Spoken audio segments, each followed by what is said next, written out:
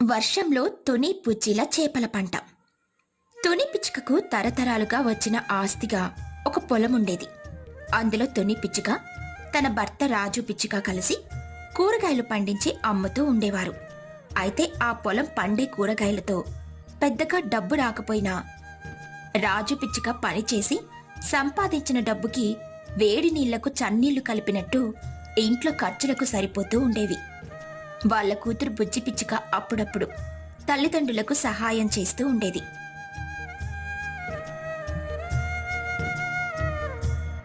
ఒకరోజు రాజు పిచ్చుక తన స్నేహితుడు చిచ్చుకాకి ఇంటికి వెళ్తాడు. వాళ్ళ ఇంట్లో పెద్ద హోమ్ థియేటర్ ఉంది. రాజు పిచ్చుక అక్కడికెళ్లే సమయానికి చిచ్చుకాకి తన కుటుంబంతో కలిసి సినిమా చూస్తూ ఉంటాడు. చిచ్చు, ఏం చేస్తున్నావురా? అరే రాజు, రారా, సమయానికి వచ్చావు. పిల్లలు హనుమాన్ సినిమా మళ్ళీ చూద్దామంటే నేను కూడా కలిసి చూస్తున్నాను. దా, నువ్వు కూడా చూద్దు. నేను ఈ సినిమా ఎప్పుడో చూసేశాను. చూస్తే చూసావులేరా, కాసేపు చూడు, నీకు వెళ్ళాలి అనిపిస్తే వెళ్దువు. సరే అని రాజు పిచ్చుక లోపలికి వెళ్తాడు. అక్కడ సినిమా చూసేటప్పుడు కూర్చోడానికి మెత్తగా ఉండాలని చిచ్చుకాకి మంచి రిక్లైనర్ తెప్పిస్తాడు. రాజు పిచ్చుక వెళ్లి అందులో కూర్చుంటాడు. రాజు పిచ్చుకకి అది చాలా అసౌకర్యంగా ఉండడంతో సినిమా పూర్తయ్యే వరకు అక్కడి నుండి కదలడు. అలా సినిమా మొత్తం పూర్తయ్యాక ఇంటికి వెళ్తాడు. అప్పటికి పుజ్జి పిచ్చుక భోజనం చేసి పడుకుంటే తుని పిచ్చుక వాళ్ళ ఇంట్లో ఉన్న చిన్న టీవీలో సీరియల్స్ చూస్తూ ఉంటుంది. దేనికైనా రాసి పెట్టి ఉండాలి తుని. ఆ చిచ్చుకాకి వాళ్ళ ఇంట్లో సినిమా చూసి మన ఇంట్లో టీవీ చూస్తే అస్సలు చూస్తున్నట్టే లేదు. వాళ్ళ ఇంట్లో పెద్ద టీవీ ఏదైనా ఉందా అండి? అది టీవీ కాదు, ఏకంగా సినిమా హాల్ అంతుంది. డబ్బున్న వాళ్ళు ఎన్ని వేషాలైనా వేస్తారండి. అయినా మన టీవీలో చూసినా అదే సినిమా, అక్కడ చూసినా అదే సినిమా కదా. నిన్నగాక మొన్న కల్కి సినిమా థియేటర్లోనే చూసొచ్చావు కదా, ఇంకా మనకి థియేటర్ ఎందుకు? అదే మన దగ్గర డబ్బుండుంటే నేను కూడా అలాగే కట్టించేవాడిని. సరిపోయింది సంబడం. పులిని చూసి నక్క వాతలు పెట్టుకుంటున్నట్లు ఎవరో ఏదో కొనుక్కుంటే మనకెందుకు అవన్నీ? మనకేమైనా అంత డబ్బుందా? ఉన్న దాంట్లో హాయిగా ఉంటున్నాం, చాలదా? ఏ, మన దగ్గర డబ్బు ఎందుకు లేదు? నీ పొలంలో పండే కూరగాయలు అమ్మితే ఏం వస్తుంది? పొలం అమ్మేసామనుకో, బాగా డబ్బు వస్తుంది. రాజు పిచ్చుక అన్న మాటలకు తుని పిచ్చుకకు చాలా కోపం వస్తుంది. ఎన్నో ఏళ్లుగా సాగు చేస్తున్న భూమిని అనవసరమైన వాటి కోసం ఎందుకు అమ్మాలని అంటుంది. ఎంత చెప్పినా రాజు పిచ్చుక వినకపోవడంతో తుని కోపంగా బయటికెళ్ళిపోతుంది. అలా తుని పిచ్చుక కొన్ని రోజుల పాటు రాజు పిచ్చుకతో సరిగ్గా మాట్లాడడం మానేసింది. దాంతో రాజు పిచ్చుక ఆ విషయం మళ్ళీ ఏమీ అనకుండా ఉంటాడు. అలా కొన్ని రోజులు గడిచిపోతాయి. అప్పటికి పొలంలో టొమాటో పంట వేసి ఉంటారు. మరో వారం 10 రోజుల్లో ఆ టొమాటోలు కోసి మార్కెట్కి పంపిద్దామనే ఆలోచనలో ఉంటుంది తుని పిచ్చుక. అయితే అకస్మాత్తుగా వచ్చిన వరదలకు తుని వేసిన టొమాటో పంట అంతా మునిగిపోతుంది. తుని పిచ్చుక పుచ్చి పిచ్చుక పొలానికి వెళ్లి చూస్తే పొలమంతా నీళ్లుంటాయి. ఏంటో పుచ్చి ఇలా అయింది? ఇంకో వారం ఆగి ఉండుంటే ఈ టొమాటోలన్నీ అమ్మి డబ్బులు సంపాదించుకోవచ్చని అనుకుంటున్నాను. ఇప్పుడు ఈ టొమాటోలు నీళ్లలో నాని కుళ్ళిపోతాయి, ఇంక రూపాయి కూడా రాదు. బాధపడకమ్మా, దేవుడు మనకి ఏదో ఒక రూపంలో దారి చూపిస్తాడు. అది కాదే, అసలే మీ నాన్న ఈ పొలాన్ని అమ్మడానికని చూస్తున్నాడు. ఇప్పుడిక నష్టాలు వచ్చాయని తెలిస్తే మళ్ళీ అమ్మేద్దామని అంటాడు. అయినా ఈ పొలం నీ పుట్టింటి వాళ్ళు ఇచ్చింది కదా, నాన్న అమ్మడానికి నీ సంతకం కూడా కావాలి. అమ్మకుండా మనం చూద్దాంలే అమ్మా, పద ఇంటికెళ్దాం. చీకటి పట్టి రోడ్డు కూడా కనిపించదు. అలా తుని పిచ్చుక బుజ్జి పిచ్చుక కలిసి ఇంటికొస్తారు.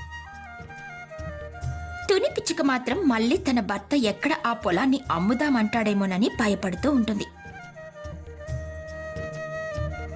2 రోజుల తర్వాత వర్షాలు కొంచెం తగ్గడంతో బుజ్జి పిచ్చుక పొలానికి వెళ్తుంది. అక్కడ టొమాటో మొక్కలన్నీ నేలకు పడిపోతాయి. టొమాటోలన్నీ నీళ్లలో కుళ్ళిపోయి ఉంటాయి. అంతేకాకుండా కొన్ని చేపలు కూడా పొలంలో కనిపిస్తాయి. టొమాటోలు ఎలాగో పోయాయి, చేపలు దొరికాయి. వీటిని ఇంటికి తీసుకుని కూర వండుకుని తింటాను. అలా బుజ్జి పిచ్చుక ఒక 10 చేపల్ని పట్టుకొని ఒక సంచిలో వేసి ఇంటికి తీసుకుని వెళ్తుంది. బుజ్జి, ఇన్ని చేపలు ఎక్కడివే? ఎందుకు తెచ్చావు? మన పొలంలోనే దొరికాయమ్మా. నువ్వు కూర వండుతావని తీసుకుని వచ్చాను. మనం ముగ్గురం తినడానికి ఒక్క చేప సరిపోతుంది. మిగతావేం చేయాలి? నీళ్ళల్లో వేద్దాం. రోజు ఒకటి వండుకోవచ్చు. అసలే ఈ వర్షాల వల్ల నీళ్ళన్నీ బురదగా వస్తున్నాయి. తాగడానికి ఉన్న నీళ్ళల్లో వీటిని వెయ్యకు. పోతే పోతాయి. ఆ పెరట్లో పడేసిరా మిగతా వాటిని. అలా బుజ్జి పిచ్చుక చేపల్ని పెరట్లో పడేస్తుంది. ఒక చేపను తుని పిచ్చుక పులుసు వండి పెడుతుంది. అయితే తర్వాత రోజు ఉదయం తుని పిచ్చుక పెరట్లోకెళ్ళి చూడగా నిన్న బుజ్జి పిచ్చుక పడేసిన చేపలు పెద్దగా అయ్యుంటాయి. దాంతో ఇవి మామూలు చేపల్లాగా కాకుండా భూమిలో పెరుగుతాయని తుని పిచ్చుకకు అర్థమవుతుంది. వెంటనే ఒక ఆలోచన వచ్చి ఆ చేపల్ని తీసి మళ్లీ సంచిలో వేసుకుని బుజ్జి పిచ్చుకను కూడా తీసుకుని పొలానికి వెళ్తుంది.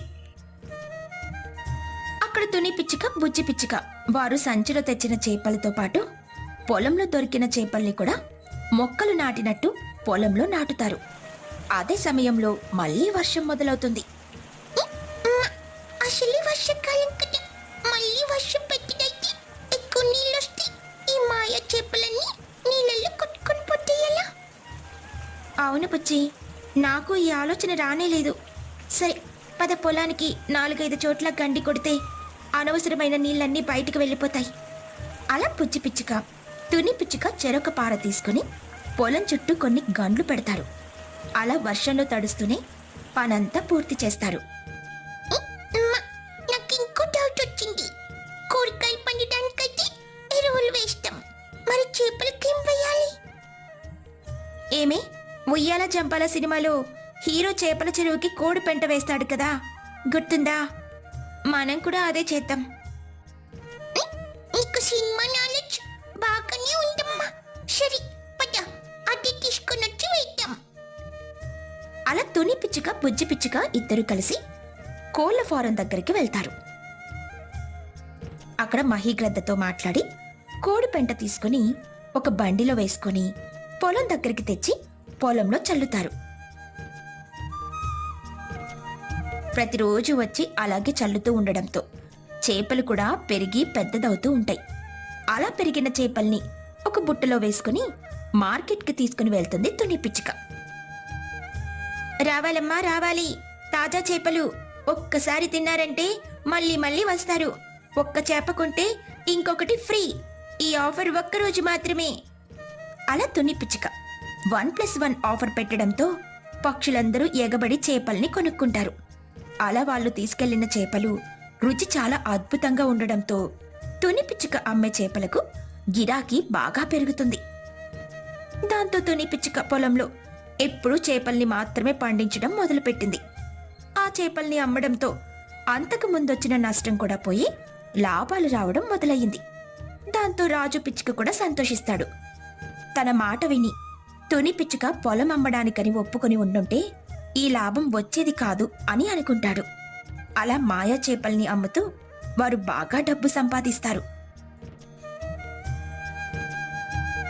రాజు పిచ్చుక ఆశగా కోరుకున్న హోమ్ థియేటర్ని కూడా తుని పిచ్చుక కట్టించి ఇస్తుంది. తుని పిచ్చుక లస్సీ పానీపూరి